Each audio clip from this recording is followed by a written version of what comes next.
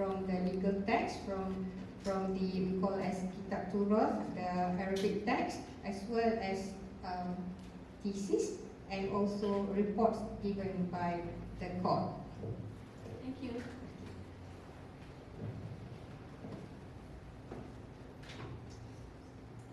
Okay. Any more question or comment from the floor? Okay, so I have a question. Yes.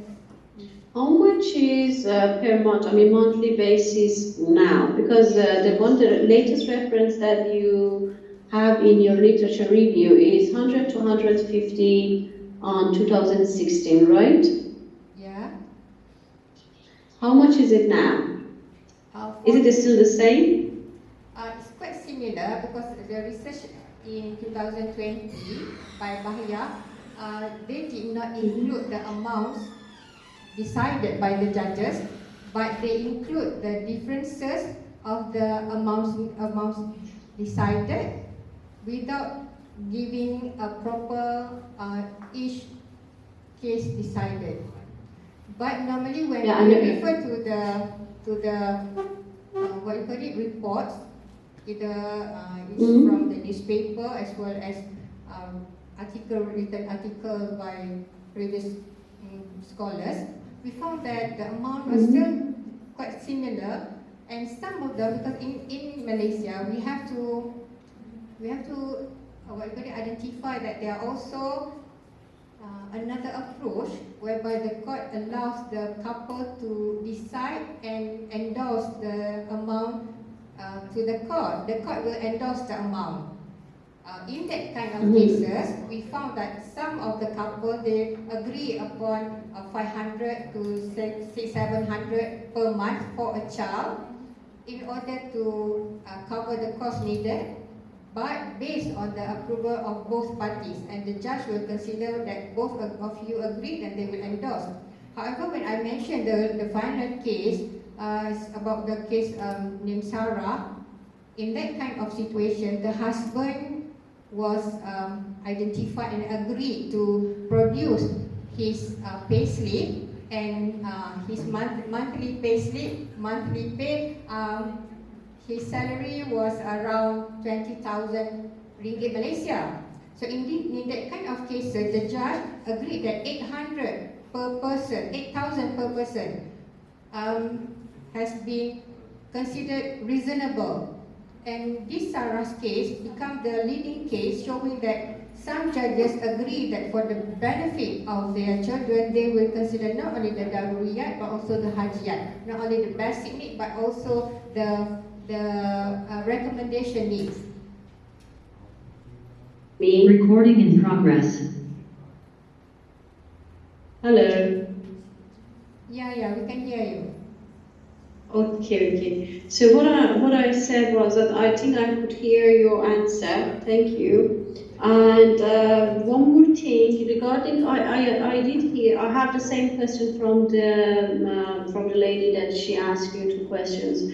Regarding your research methodology, I understand that you said in your paper you had some explanation that some of the interview with the judges, you make it as unknown, and that it's not the exact answer is not appeared in your paper. So you just, whatever you took, your perception from what they said has been reflected into your research. But still it's very confusing. Let's say you have presented 4 cases, which one is in 2009, another one is in 2018, 2006, 2020. So it's just like 2020. So it's just like I cannot see any guideline for your cases that you took. It's just like, I mean, is it by random? Is it going to be by random? Why you took it for 4 different years? It's just like 2006, 2020, 2018. It's just like confusing. So, and then all the cases that you took, is it in Kuala Lumpur? Is it in the suburban area? Where are they? Actually, Prof, when I discuss on the methodology, it's we state that regarding the case decided by the court, we have to refer to the Malaysian Law Journal, Syariah Law Report, as well as Jurnal Hukum. There are several journals which reporting the case decided by the judges from Sharia perspective, and they are not much because there are a lot of cases reporting as well. So we have to select one by one. What we are trying to do is that we took 2006, 2020, showing that the progress according to the years, in a simple way. I mean, the case has been taken from 2006, showing that the existence of. Can you hear me? Showing the existence of the approach, yes, showing the existence of the two different approaches. And when we managed to gather the latest one around 2020 and 2021, the same approach has been used by the judges, where some of them still decide that it's only meant for the daruriyat, for the basic need, and some others they will consider something which is more than that, not only basic need but also the required needs. All right. So my suggestion to you, my dear, is that in your background of a study, in your future, whatever you do, it's just like for people that they are not familiar with Malaysia, can you just make it a little bit? We don't have background of a study slide, right? So you just have written children's right.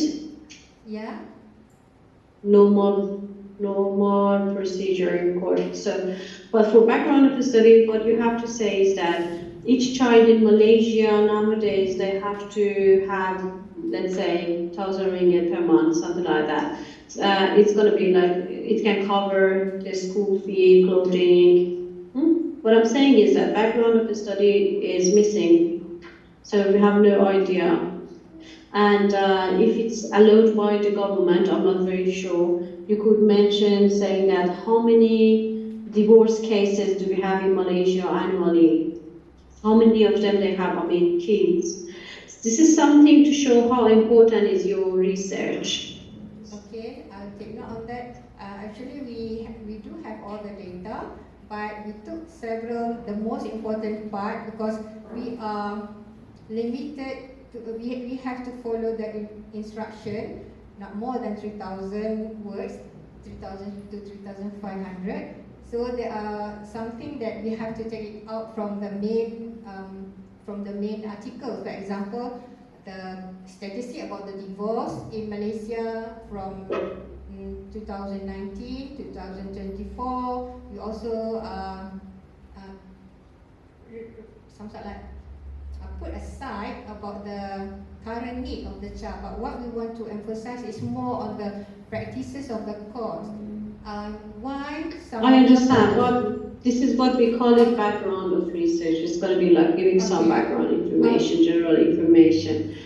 And the last thing that I want to comment to you, it's going to be the referencing and citation. So the only, in your literature review, so what you have written is giving few references, but still I need to have list of references at the end of your slides. Yes, Prof. It's already in the document. Papers, but it's not in your presentation.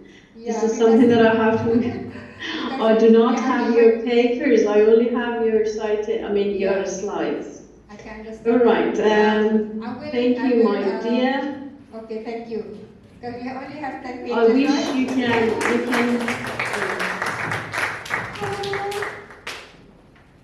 I wish we can help children in Malaysia. All right. So our last presentation, last but not least. So our dear Nur Hidayah. Nur Anida.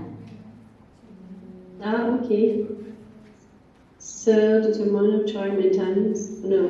Salam, good afternoon everyone. I'm Nur Anida from Malaysia, and I have my co-author as well as my co-presenter with me. I'm Aisha Imtinan from Maldives. So the title of our research Yeah, is Maldives. yes, the title of our research is Challenges Faced by Women in Progressing their Career in the Tourism Industry in the Maldives. Yeah. All right. So good luck, and your 10 minutes start from now. Okay, thank you. All right, so as a background, Maldives has more than 500,000 population, and 60% of the people, 60% of the population are male, comprises of male, and 40% of them are female. And the tourism sector is the most important sector in the Maldives, where it generated in the year 2022 more than 6 billion USD in GDP. The tourism sector is a big employer in the Maldives, where it employs more than 40,000 people. There are more than 160 as of 2022. There are 164 resorts in the Maldives, but it has gender gap, where only 10% of the resort employees are women, and 3% of these 10% are local women. The underrepresentation of women may be due to societal norms as well, because of the household duties are assigned to women due to the society, the norms. And the policymakers in the Maldives have been working hard to promote women's employment in the tourism sector by addressing these pay gaps as well as work-life balance, but the problem still persists. Okay, so as a problem statement, we can see that tourism can empower women by creating more jobs, creating income as well as education opportunities for women. However, women in the Maldives still face challenges entering and advancing their career in the tourism sector. So based on our review of our literature, we found these 4 problems. Number 1 problem is the gender pay gap, where Maldivian men, they earn significantly more than women. And then the second one is the cultural norms in the Maldives because of the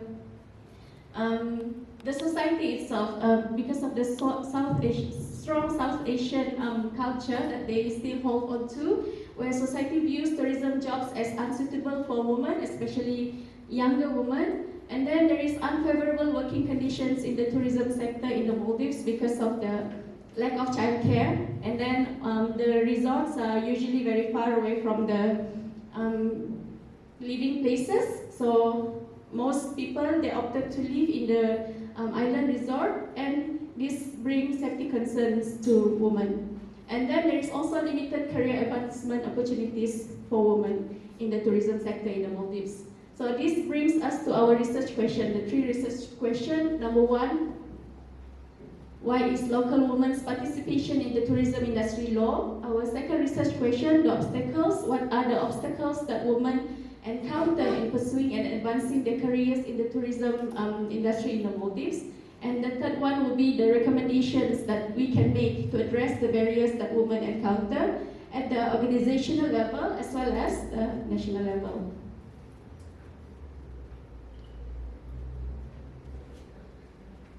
Okay, I'm trying to move to the next slides.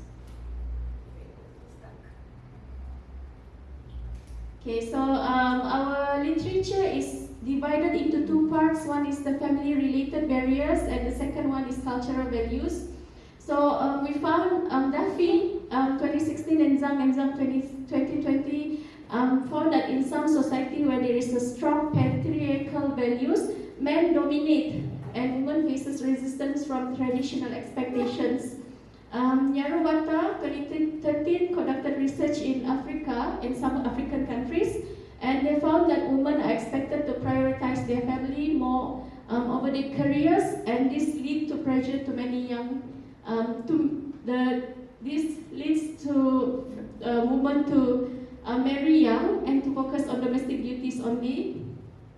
Glass ceiling that was coined by Marilyn London in the year 1978 posits that there is an invisible barriers that prevents women from reaching managerial position. And the last one, the work-family conflict, Fang and Shivani 2020, found that women face pressure to choose between career advancement as well as their family needs, and they usually choose the latter, their family needs.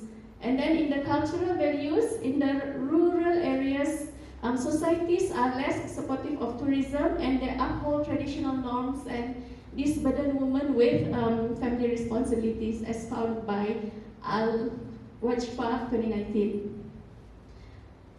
Al-Khatani 2019 uses social role theory and they found that there are stereotypes that women are seen to be as nurturing compared to men that are seen to be assertive, and this limits career choices and hinders leadership opportunities for women. And historically, this is also true by previous researcher, where there is a cultural and social values that have historically limited women's career potential. Mandan Chiang uses great man theory that confirm the belief that leadership is inherent in men, and this further suppress advancement of career among women. And Litwin, that conducted their research in Malaysia, found that the gender bias and family expectations force women to prioritize their family over their career. And this is the methodology of our research. We employ qualitative research. The sample size is 7 women working in the tourism industry. Our data collection, we use semi-structured interviews as the method of our data collection. The interviews, all of the interviews were recorded and all of the recording were transcribed verbatim, and we use coding and thematic analysis to analyze our data. The sampling is purposive sampling where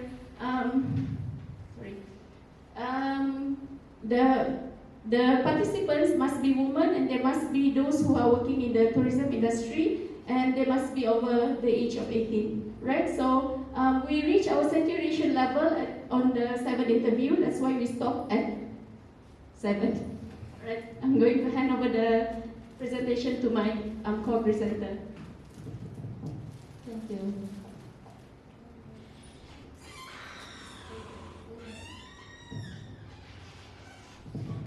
Okay, so as my co-presenter mentioned, we used 7 women in our study, and they range from the ages 25 to 40. And all the women we interviewed, they were not with children. So we found 2 themes, mainly as a cause of underrepresentation, where the first is social cultural perception, where the women, because it's such a male-dominated industry, the society perceives them to have immoral behavior if they choose to work in the industry. So there's a stigma involving with women working in the industry. And also, women, as mentioned before, are expected to marry early and give all their time to look after their families. And the second theme was family-related pressures, where both the nuclear and the extended families are against women entering into the industry. So if parents say no, often the girls would not choose to enter into the industry, so further causing an underrepresentation in the industry. And even those who choose to enter, they are not able to progress because they leave the industry after 1 or 2 years, especially when they get married. As for the barriers, 3 themes were recognized, where the first theme was the working environment. So with the main focus being resorts, it's like very secluded from the community, where we have one resort, one island, one resort concept. So the women who choose to enter, their only society or community will be their colleagues. But the resorts are doing a lot of work to make it more supportive and more inclusive by introducing activities to bring that sense of community. So over time, this barrier can be overcome. However, for the second theme, there is also an inadequate skill set and training and mentorship opportunities for the women, being that in the tourism industry, many people are not sufficiently proficient in languages other than English. And also external training opportunities are very few, especially not very readily available for women especially, and more so for internship or mentorships. And the third theme was work-life balance. So as mentioned before, women are expected to be caregivers for their family, and after marrying or after they become mothers, there is a very large work-life balance, especially because they need to be away from their families, and the work is very demanding and very inflexible. For the recommendations from our study, 3 themes were again recognized. The first being to ensure safety and security. So this comes from the management level of the resorts, where usually bullying or harassment cases would be the main barrier, but if they have policies made to ensure to prevent these kind of cases or to deal with them, it would ensure that more women are readily going to come into the industry. And also, the participants did note that there was not much issues with harassment and bullying. And the second theme is structural change. So this is where the policies made by the resorts are very rigid at the moment. For example, looking into things like policies on leaves, where, for example, working mothers, they have about 60 days of maternity leave. So if they can increase the maternity leave which is paid and up to 6 months as per the government policy at the moment for civil servants, I think it would help the obstacles to be addressed on an organizational level. And as for the third theme, increasing women's participation in government level. So at the moment, most of the government level policies do not involve a lot of women, so there's still a lack of involvement and so leading to a less inclusive working environment for the women.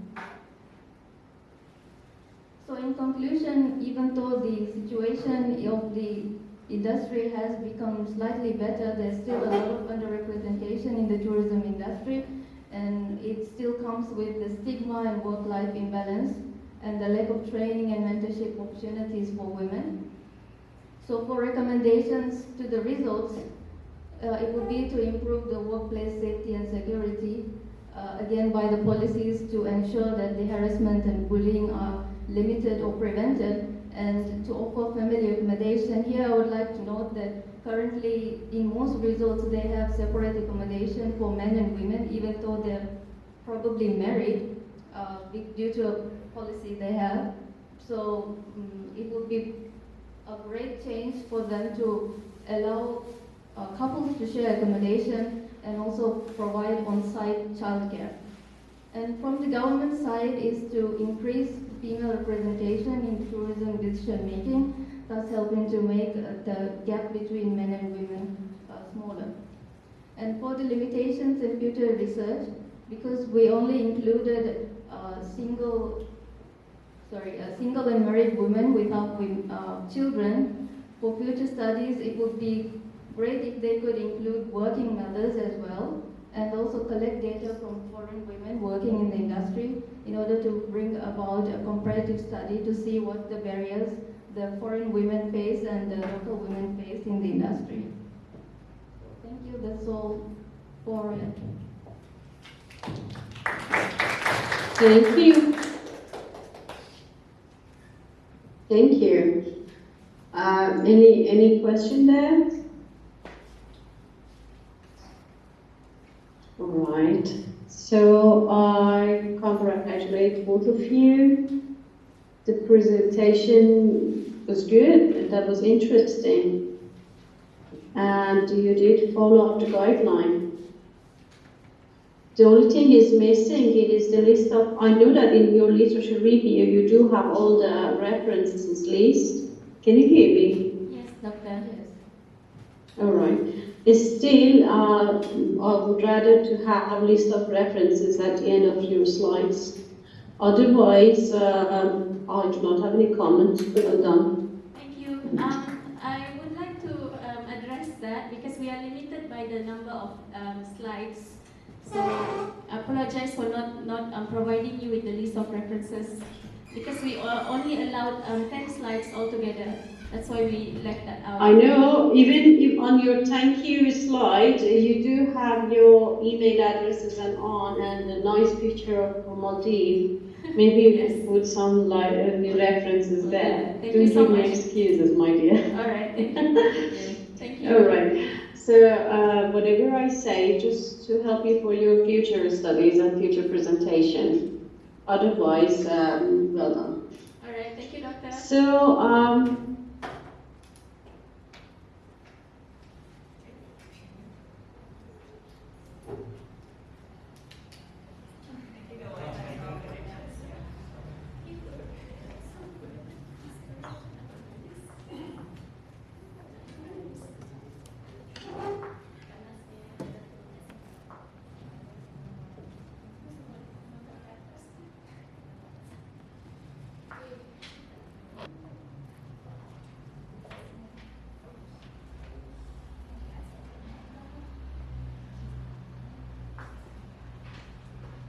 Recording in progress.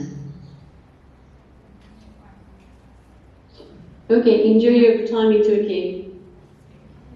Thank you. Thank you for your all You're welcome. and contribution.